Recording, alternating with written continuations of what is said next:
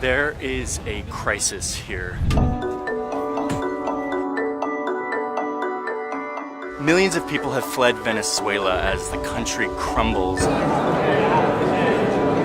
El sueldo mensual no nos alcanza para una caja de cornflakes. Many of them are coming over this border into Colombia. Que hay hambre. En Venezuela está en crisis, no hay nada. Here in this border town of Cúcuta, you see people with suitcases full of all their belongings. They don't know where they're going, they just know they need to get out of their country. Todas las tiendas están cerradas, todas las tiendas porque ya quebraron los negocios, las carnicerías, los supermercados.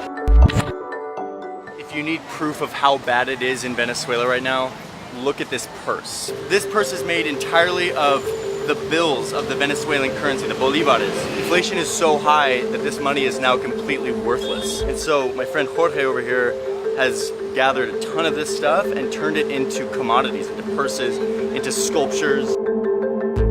It is worse than it sounds, and it sounds pretty bad. The country's inflation rate will rise to 1,000,000%. Esto lo que yo tengo aquí, el que estuviera esto en Venezuela tenía plata, era millonario. More than 1 million Venezuelans have moved into Colombia in recent years. And in an era of record-setting migration, when borders seem to be getting thicker, harder to cross, Colombia is doing something that you don't see very often. It's opening its doors and it's letting people in. The border crisis is shocking. It's a real humanitarian crisis. The economic crisis there is about to get even worse. Is there a point at which Colombia and other countries in Latin America step in and say enough is enough now?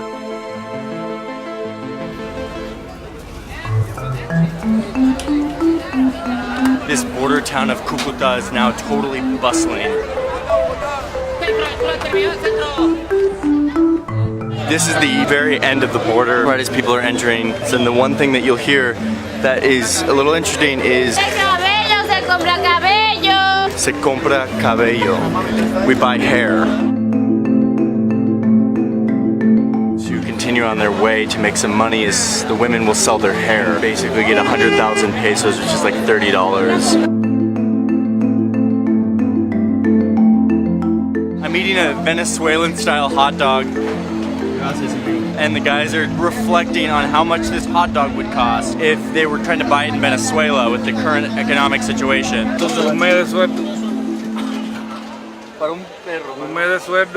87% of the country's households into poverty. Images that we have just never seen in Latin America before is unfortunately something we're seeing now.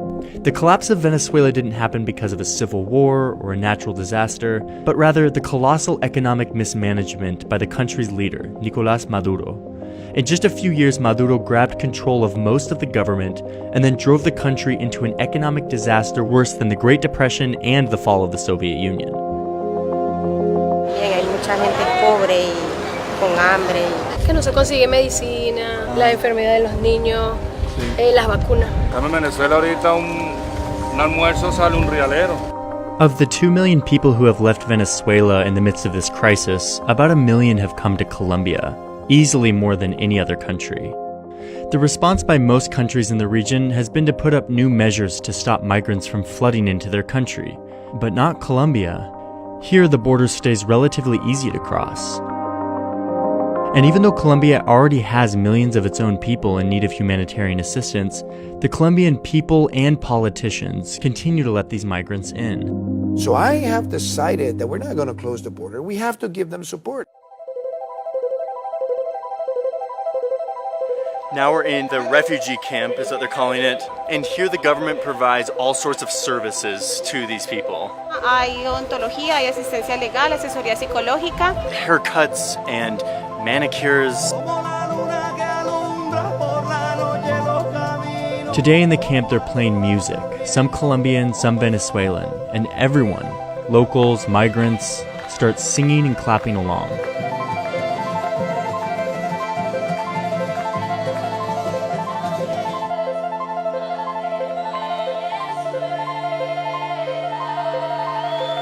No nos dividen fronteras, tenemos un mismo cielo que nos acobija. Venimos a que sepan que tu bandera es mi bandera. Queremos dar gracias a la tierra colombiana y bendecir a Colombia.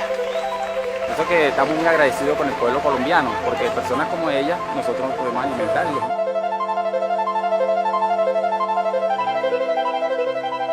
The Colombian government has given most of these migrants status, allowing them to live in the country, get health care, work, and study for 2 years.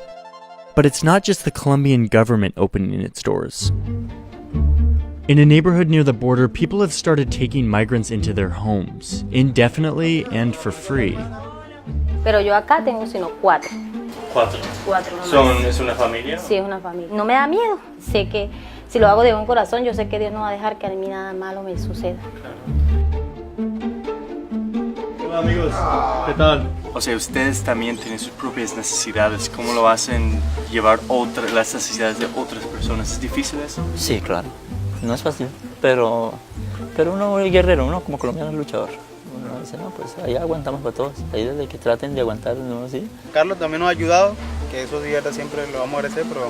Y se han portado bien, gracias a Dios. And to understand why these people are opening up their doors to Venezuelans, you have to understand their past. If you go back to the 1800s, Colombia and Venezuela were actually a part of the same country called Gran Colombia. This country eventually broke up into the modern states we know today. Decades later, in the 80s and 90s, Colombia was experiencing some of the worst violence in its decades-long war with the rebel group called the FARC. This war displaced more than 7 million people, more than any other modern war.